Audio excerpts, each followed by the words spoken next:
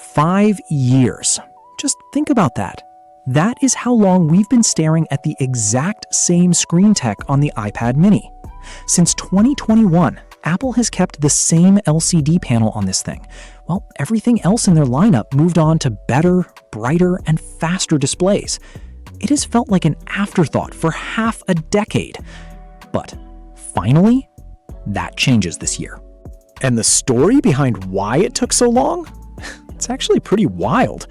It turns out Apple's smallest tablet is currently in a full-blown cage match with their own laptops for parts.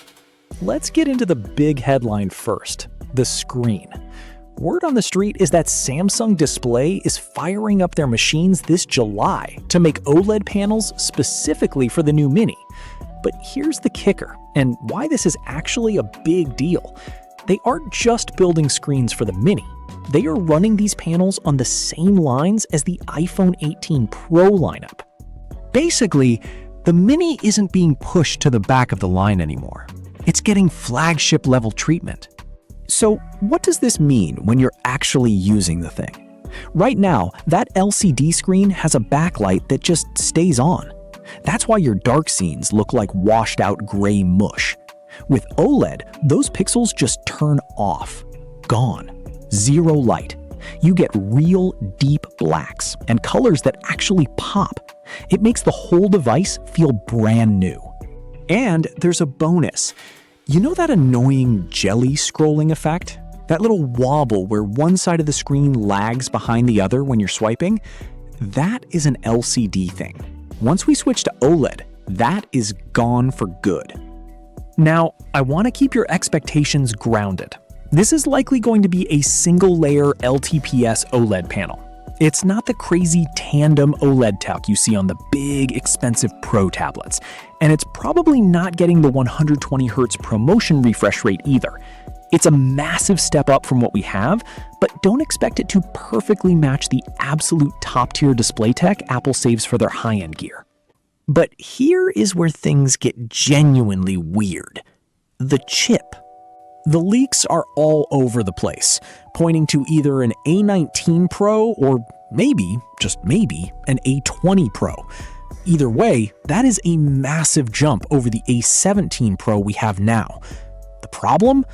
Well, remember that internal fight I mentioned? Apple's new budget laptop, the MacBook Neo, is fighting for the exact same chips.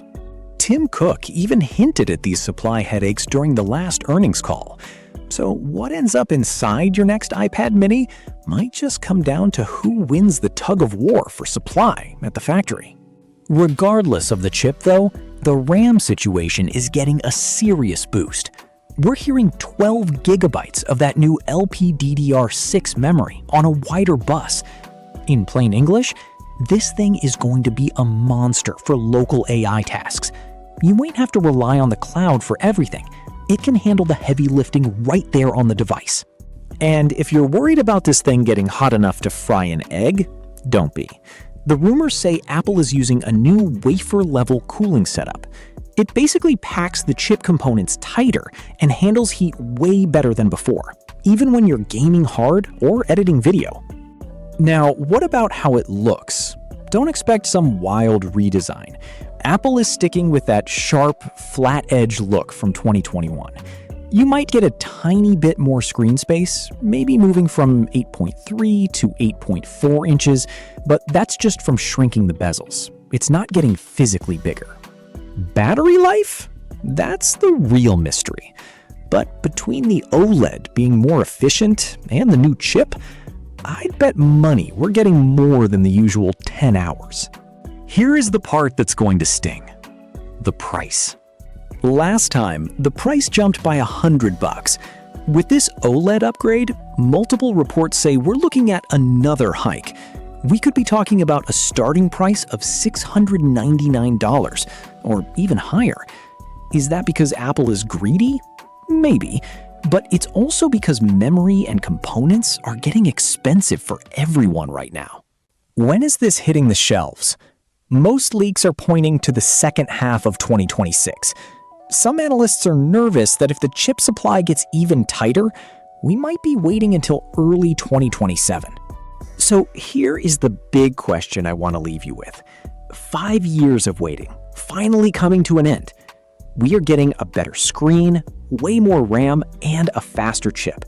It's a better tablet in every single way. But if you have to drop $700 or more to get it, does that make you look at the iPad Air instead? Does the size of the Mini still matter that much to you? Or does the price cross a line? Drop a comment below and tell me what you're thinking. I'm curious if you're still in on the Mini or if you're jumping ship. As always, thanks for hanging out. I'll see you in the next one.